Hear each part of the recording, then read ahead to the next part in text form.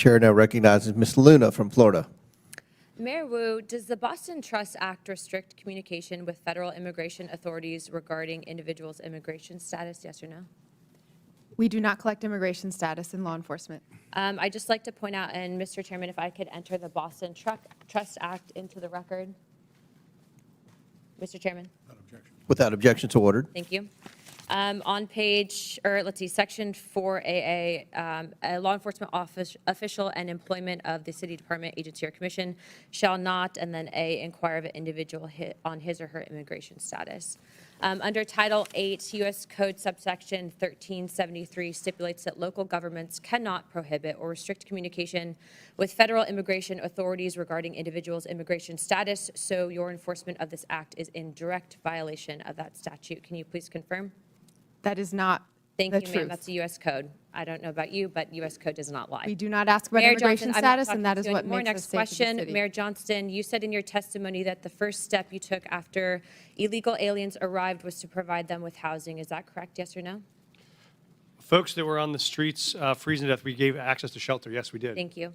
Not to be rude here, but you have a good understanding of what the definition of harboring is, correct? I do. Okay.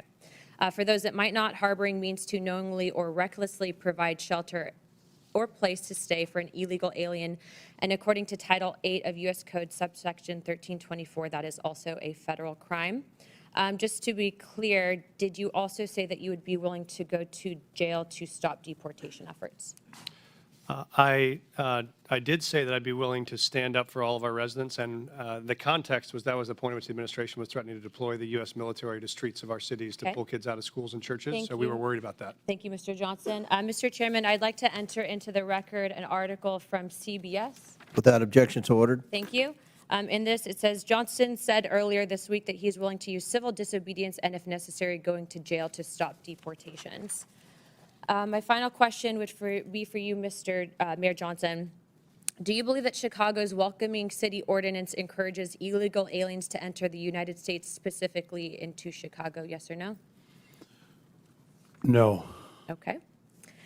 So you don't believe that banning the transfer of individuals into ICE custody for the purpose of civil immigration enforcement encourages illegal immigration into Chicago?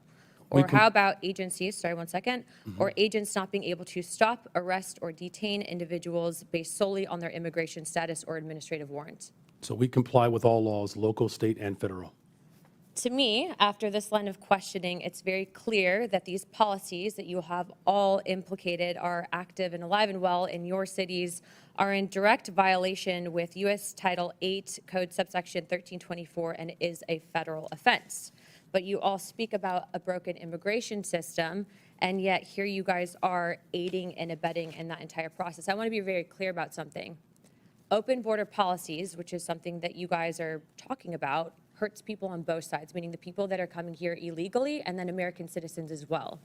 I do not think you guys are bad people, but I think that you are ideologically misled, which is why, unfortunately, based on your responses, I'm all going to be criminally referring you to the Department of Justice for investigation.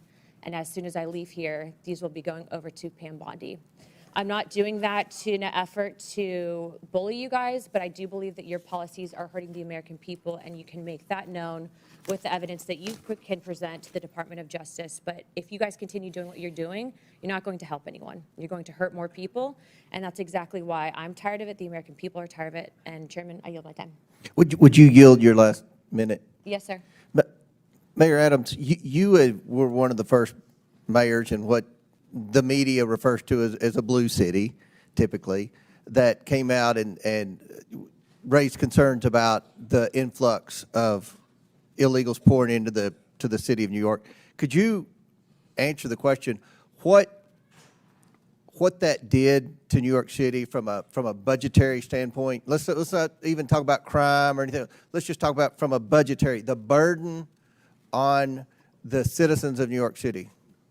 As I indicated, Mr. Chairman, we spent $6.9 billion, and the long-term impact of that is extremely significant. After COVID, we had a large number of children who was chronically absent. We could have taken $200 million of that and dealt with that. We have a real mental health crisis in our city. We could have spent hundreds of millions of dollars on that. And so the long-term impact of spending $6.9 billion is going to have serious ramification on the future of New York City. So it's more than just what happened last year or this year. It is what is going to impact us long-term. And I think that's one of the purposes of this hearing, to talk about the consequences from cities that have huge illegal alien populations. So Chair, now